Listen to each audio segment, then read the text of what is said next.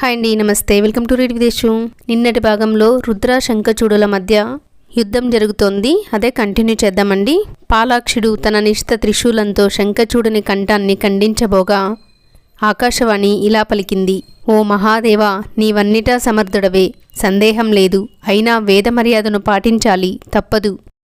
ఈ దానవుని కంఠమందు విష్ణు కవచము, అతని భార్యకు పాతివ్రత్యము ఉన్నంతవరకు అతనికి వృద్ధాప్యం మరణము లేవని బ్రహ్మ వరం ఇచ్చాడు. దానిని నువ్వు సఫలం చేయాలి. ఆ పలుకులాలించిన శంకరుడు సరే అని విష్ణువును స్మరించి శంఖచూడుని భార్య పాతివ్రత్యానికి భంగం కల్పించమని అతనిని ఆజ్ఞాపించాడు.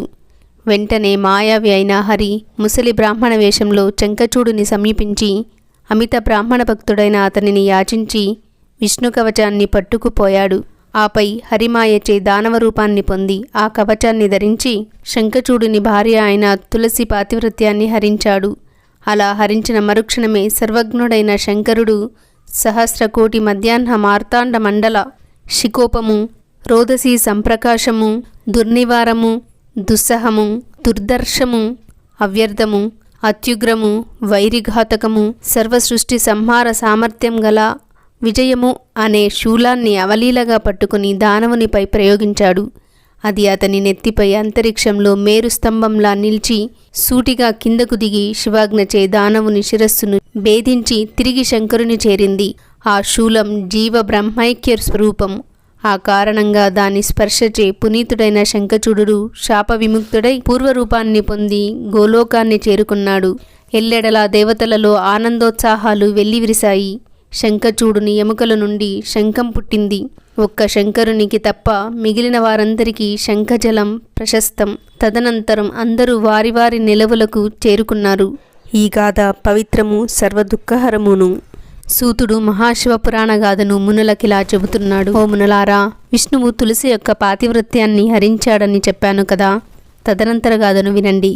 శంఖచూడుని రూపంలో వెళ్ళిన విష్ణువు యొక్క చర్యలలోనూ ఆకర్షణలోనూ గల వ్యతిక్రమాన్ని అనుసరించి తులసి తనను కలిసినవాడు మాయావి అని గ్రహించి, నీవెవరవు, నన్నెందుకు అంటుపరిచావు, చెప్పు, చెప్పకపోతే శపిస్తాను అని ఆగ్రహంతో పలికింది.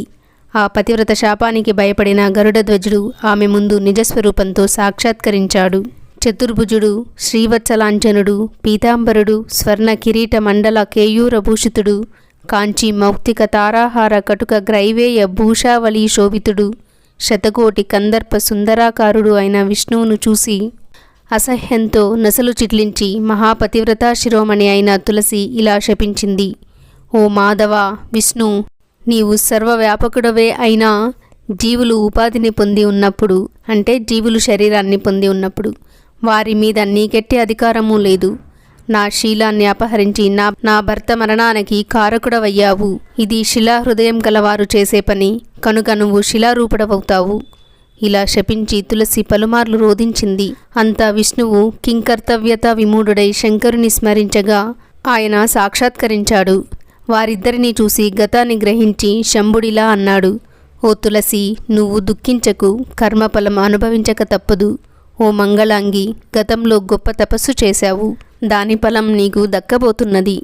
నీ దేహపాతానంతరం తులసి మొక్కగా జన్మిస్తావు. ముల్లోకవాసులందరకు అది ప్రీతిపాత్రమవుతుంది. పూజా సామగ్రిలో ప్రధాన వస్తువు అవుతుంది. తులసి మొక్కకు అధిష్టాన దేవతవైన నీవు దివ్య రూపంతో నిత్యము వైకుంఠంలో విష్ణు సన్నిధిలో ఉంటావు. విష్ణువు నిన్ను క్షణకాలం కూడా విడిచిపెట్టకుండా వనమాల వక్షస్కుడై ఉంటాడు. నీచే పరిత్యజింపబడిన ఈ దేహం పుణ్యనదీ రూపాన్ని పొంది గండకి అనే పేరుతో పిలువబడుతుంది. నీకు సాగర సంగమ మహద్భాగ్యాన్ని కల్పించాను. భూలోకంలో భారతదేశంలో విష్ణు స్వరూపమైన సాగర సంగమాన్ని పొంది సుఖించు.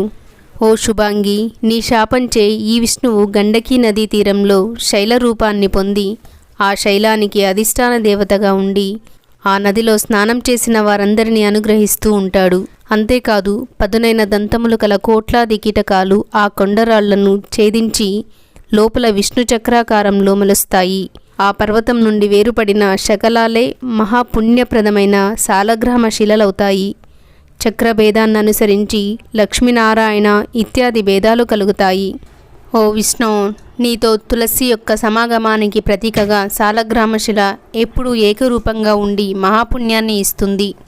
శంఖచూడునికి ప్రతీక అయిన శంఖం, తులసికి ప్రతీక అయిన తులసి, విష్ణువుకు ప్రతీక అయిన సాలగ్రామ శిల, ఈ మూడు అనవరతము కలిసే ఉండాలి.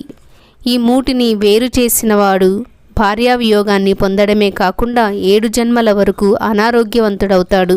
సాలగ్రామ శిల గాని శంఖం గాని అదెప్పుడు తులసి పత్రంతో కూడి ఉండాలి. ఇలా పలికి శంకరుడు అంతర్హితుడయ్యాడు. తులసి తక్షణం దేహత్యాగం చేయగా ఆమె దేహం నుంచి గండకీ నది ఆవిర్భవించింది. ఆమె దివ్య రూపాన్ని పొంది మాధవునితో కూడి వైకుంఠానికి వెళ్ళింది. విష్ణువు భూలోకంలో గండకీ నదీ తీరంలో శైల రూపంలో నిలిచాడు. అక్కడ నదిలో పడిన శిలలు మాత్రమే సాలగ్రామ శిలలై మహాపుణ్యప్రదములవుతాయి. నేల మీద పడి ఉన్న శిలలకు పింగళములని పేరు. అవి హానిని, అశుభాన్ని కలిగిస్తాయి. ఈ పుణ్యగాథను చదివినా వినినా వారికి మరణానంతరం వైకుంఠ ప్రాప్తి, ఆపై క్రమంగా శివ సాయుధ్యము లభిస్తుంది. ఇంతటితో శంఖచూడ మరియు తులసిల వృత్తాంతం ముగిసింది. రేపు అంధకాసుర వృత్తాంతం స్టార్ట్ అవుతుందండి. Thank you for stay with me అండి. సర్వం ఉమామహేశ్వర పాదార్పణం.